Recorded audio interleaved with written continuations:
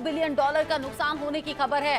रूस यूक्रेन के बीच में युद्ध लगातार बढ़ता हुआ 3 साल से ज्यादा हो गए हैं, लेकिन अब जब यूक्रेन एक के बाद एक चोट खा रहा था और यूक्रेन पर बड़ा हमला रूस ने किया था, ऐसे में यूक्रेन ने पलटवार करते हुए रूस को बड़ा नुकसान पहुंचा दिया है। ये तस्वीरें भी आप देखिए, रूसी एयरबेस पर ये बड़े हमले की तस्वीर है। 40 से ज्यादा रूसी विमान खत्म हो गए, तबाह हो गए। रूसी एयरबेस पर यूक्रेन ने किया है ये बड़ा हमला। यहाँ पर इस हमले के बाद की तस्वीर भी आप देख रहे हैं। यहाँ यूक्रेन ने कर दिया ये सबसे बड़ा हमला। 40 से ज्यादा रूसी लड़ाकू विमान तबाह कर दिए गए। जाहिर सी बात है, रूस ने अपने ऊपर अगर ये चोट खाई है तो उसका बदला वो जरूर लेगा। यानी यूक्रेन पर भी अब बड़े हमले की तैयारी रूस की है। रूस को करीब 2 बिलियन डॉलर का नुकसान इस हमले से हुआ है। 40 से ज्यादा रूसी लड़ाकू विमान तबाह हो गए। रूसी एयरबेस में तबाही मची हुई है, हड़कंप मचा हुआ है इस हमले के बाद में। ये समझिए कि 3 साल से ज्यादा जब ये युद्ध चल रहा है, यूक्रेन एक के बाद एक मार खा रहा है रूस के हाथों, फिर भी यूक्रेन की तरफ से ये बड़ा हमला बोला गया, बड़ा धावा बोला गया रूसी एयरबेस पर, और ये बड़ा नुकसान रूस को हुआ है, जो तस्वीरों से साफ पता चलता है। मेरे साथ में सीनियर कुलीग अजय जांडियाल जुड़ गए हैं इस खबर को लेकर ज्यादा अपडेट के साथ।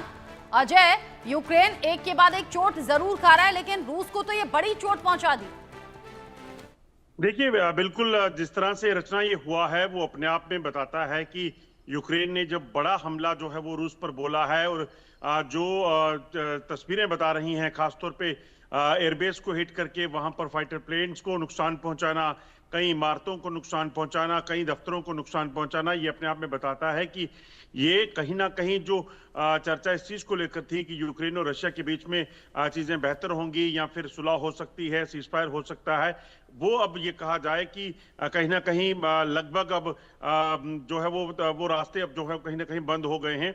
और एक बार फिर से यूक्रेन ने जो टारगेट किया है उसके बाद अब रशिया का, रूस का क्या जो है वो होगा, रिएक्ट होगा, वो अब देखना होगा, क्योंकि रूस भी इस पे चुप नहीं बैठेगा। पुतिन ने इमरजेंसी मीटिंग बुलाई है और उसके बाद जो है कहीं ना कहीं जो यूक्रेन पर अब हमले जो है वो तेज हो जाएंगे। सबसे बड़ी चिंता इस चीज को लेकर है कि कहीं इस दौरान जो जंग चल रही है, इस जंग के बीच रशिया की तरफ से जो है कहीं जो परमाणु हथियार हैं उसका इस्तेमाल कहीं ना कर दिया जाए, क्योंकि 3 साल से ज्यादा वक्त हो चला है। रशिया लगातार युद्ध से लेकर प्रभावित है और इस चीज को लेकर अब कहीं ना कहीं आगे इसे अंजाम तक पहुंचाने के लिए कुछ बड़े कदम जो है वो उठाए जा सकते हैं। तो ऐसे में अब बड़े कदम में बातचीत तो अब नहीं होगी, कम से कम अभी जो इमीडिएटली जो हुआ है उसके बाद अब कितना नुकसान हुआ है, कितने लोग मारे गए हैं, ये अब देखना होगा। अभी तक जो जानकारी है, कई लोग जख्मी इसमें बताए जा रहे हैं।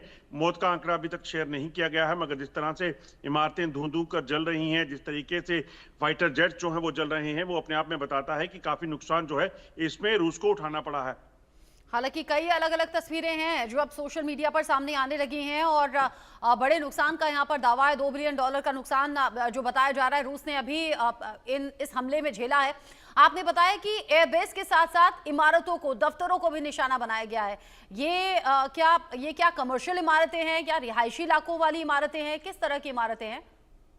देखिए, जो अभी जानकारी कोई साझा नहीं की गई है, मगर ऊंची ऊंची इमारतें जो हैं वो धुंधु कर जलती जो दिख रही हैं, उससे अनुमान लगाया जा रहा है कि शायद एयरबेस के आसपास का जो इलाका था या फिर इंपॉर्टेंट लोकेशन हो सकती हैं, चाहे वो रूस की आर्मी की हो या बाकी चीजें हों। क्योंकि अगर आप देखें तो पुतिन, कई बार ये रूस की तरफ से क्लेम किया गया है कि यूक्रेन ने पुतिन तक को निशाना बनाने का प्रयास किया है। तो ऐसे में कहीं ना कहीं जो इमारतें जिनको टारगेट किया गया है, ये इमारतें जो है वो सरकारी हो सकती हैं, जिसमें कहीं ना कहीं यूक्रेन को ये लगा हो कि इसमें पुतिन की प्रेजेंस हो सकती है, उस लिहाज से इस हमले को अंजाम दिया गया हो, ऐसा मुमकिन है। मगर अभी क्योंकि 40 से ज्यादा बताया जा रहा है कि रूसी विमान जो है उनको नुकसान पहुंचा है, कई बिल्डिंग्स को तबाह हुई हैं, तो ऐसे में अब ये आंकड़ा कितना है, कौन लोग इसमें जख्मी हुए, कौन कौन सी इमारत हिट हुई, ये कहीं ना कहीं जो है वो जानकारी थोड़ी देर में जो है रूस से मिल सकती है। इस चीज की संभावना जताई जा रही है। अच्छा अजय, यूक्रेन की तरफ से ये जो हमला हुआ है, ये किस तरीके का हमला है?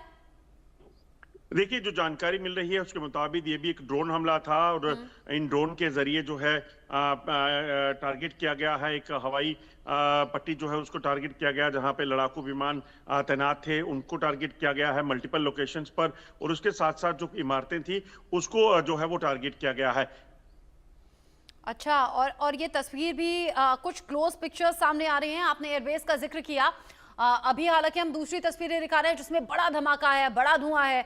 एक और तस्वीर अभी मैं सोशल मीडिया पर देख रही हूँ और मैं चाहूंगी टीम भी इस तस्वीर को दे, जहां जो सीसीटीवी है और एयरबेस पर एक के बाद एक लड़ाकू विमान खड़े हुए हैं और वो पूरी तरह से नष्ट हो रहे हैं, बर्बाद हो रहे हैं अजय। यानी ये नुकसान अभी इनिशियल स्टेज पर शायद बड़ा दिख रहा है, लेकिन हो सकता है अभी जैसे जैसे वक्त आगे बढ़े वैसे वैसे एग्जैक्ट हमें मालूम हो पाए कि कितना नुकसान रूस को हुआ है। सबसे बड़ी बात है कि जो जानकारी मैं अभी समझ पा रहा हूं, हालांकि मैं बहुत ऑथेंटिक इसे नहीं कहूंगा, मगर हाँ। फिर भी जो जानकारियां मिल रही हैं उसके मुताबिक जो ये अटैक किया गया है जिस जगह पर, उस इलाके में सिटी में बात की जाए तो सबमरीन्स जो हैं, जो कि न्यूक्लियर वॉरफेयर जो वॉरहेड जो है उसमें उससे जो है वो लिप्त हैं, वो वहां पर कहीं ना कहीं डिप्लॉयड थी। तो ऐसे में जिस रशिया की बेस सिटी में ये अटैक किया गया है, एक्सप्लोजन हुए हैं, उसमें कहीं ना कहीं हो सकता है कि ये जो न्यूक्लियर वॉरहेड है उसको के आसपास जो है ये हमले हुए हैं। तो ऐसे में अब देखना होगा कि इसमें आगे की क्या रणनीति रशिया की रहती है। क्या इनका ठीक। टारगेट जो है वो न्यूक्लियर सबमरीन जो थी उसको टारगेट करना था? इस चीज को लेकर कहीं ना कहीं थोड़ी देर